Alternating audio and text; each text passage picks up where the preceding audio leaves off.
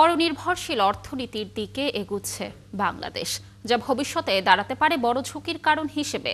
পরিকল্পনা কমিশন আয়োজিত state of the economy report প্রকাশ অনুষ্ঠানে এমন মন্তব্য করেছেন অর্থনীতিবিদরা। তাদের মতে গেল ১.৫ বছরে অন্তর্ভুক্তিমূলক উন্নয়ন নিশ্চিত করতে পারেনি অন্তর্বর্তী সরকার। এ সময় মূল্যস্ফীতি সহ সামষ্টিক অর্থনীতির একাধিক খাতে সরকারের সাফল্য তুলে ধরেন গভর্নর ও প্রধান উপদেষ্টার বিশেষ সহযোগী। রাকিব আল জাবেদের রিপোর্ট।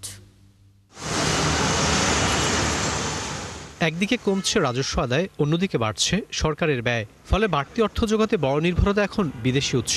অবস্থা এতটাই শোচনীয় যে গেল কয়েক বছর ধরে উন্নয়ন ব্যয়ের পুরোটাই আনতে হচ্ছে বাইরে থেকে। পরিকল্পনা কমিশনের এই অনুষ্ঠানে তাই অর্থনীতিবিদরা স্বাভাবিক চোখে দেখতে নারাজ এমন বাস্তবতা।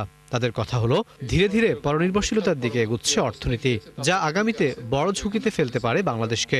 সিএলডিসি গ্রাজুয়েট হওয়ার পরে আসলে এক্সপোর্ট সেক্টরে একটা বড় কম্পিটিশন এর ভিতরে পড়বে এবং সেক্ষেত্রে এক্সপোর্ট কম্পিটিটিভনেস এবং প্রোডাকশন এফিসিয়েন্সি দুটোই আসলে বাড়ানো প্রয়োজন রয়েছে।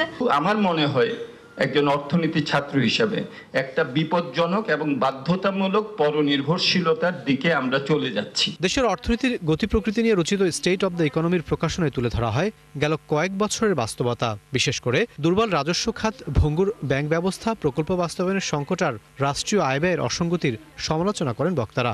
বলেন, অন্তর্বর্তী সরকারের ১.৫ বছরেও নিশ্চিত হয়নি অন্তর্ভুক্তিমূলক উন্নয়ন। সমস্ত সংস্কার কর্মসূচি আমরা হাতে নিয়েছি, সেগুলো যদি আরো বেগবান করা যেত, সেগুলো যদি আরো পরিপূর্ণতা পেত, তাহলে হয়তো আমরা ফলাফলও আরো বেশি দেখতে পেতাম। এ সময় কর আহরণে ব্যর্থতার দায় স্বীকার করে এনবিআর চেয়ারম্যান বলেন, আগামীতে দেয়া হবে না অব্যাহতি সুবিধা। আর আর্থিক খাতের স্থিতিশীলতার চিত্র তুলে ধরে গভর্নর জানান, আগামী সপ্তাহ থেকেই শুরু হতে পারে একীভূত হওয়া ব্যাংকের গ্রাহকদের অর্থ ফেরত দেওয়ার প্রক্রিয়া। গত বছর আমরা ট্যাক্স এক্সপেন্ডিচার পলিসি তৈরি করেছি এবং সেই পলিসি অনুযায়ী আমরা সবগুলো আইন সংশোধন করেছি। এখন থেকে এনবিআর আর কোনো ট্যাক্স এক্সাম্পশন দিবে না। External sector, I can guarantee there will be no problem.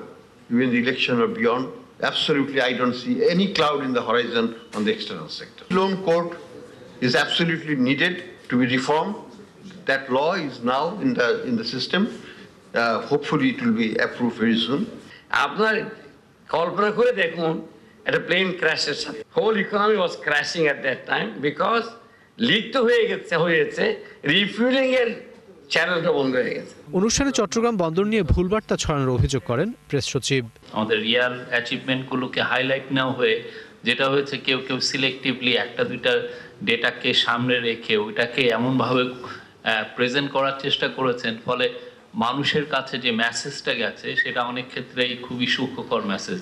Rakib Al Jabed, ৭১, Dhaka.